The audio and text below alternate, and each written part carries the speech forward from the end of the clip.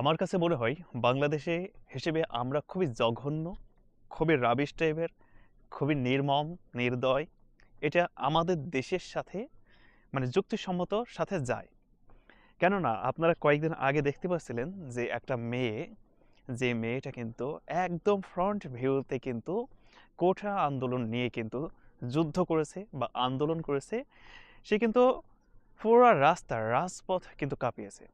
আজকে কিন্তু শুধুমাত্র সেনাবাহিনীর সাথে তর্ক বা বিতর্কের কারণে সেই মেয়েটাকে কিন্তু আমরা নানানভাবে উপহাস করছি, নানান দিক থেকে কিন্তু বিশ্রী ভাষায় কথা বলছি। ৭০০ টাকার রেট কত রাত্রের জন্য, এক রাতের জন্য কি ৩ দিনের জন্য?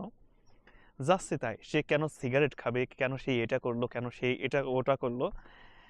মানে তার নামে এখন কিন্তু ক্লেমের শেষ নাই। অথচ আমরা কিন্তু মাত্র ৩০ সেকেন্ডে অথবা মাত্র একদিনে বলতে পারেন বা মাত্র ১ ঘন্টায় বলতে পারেন।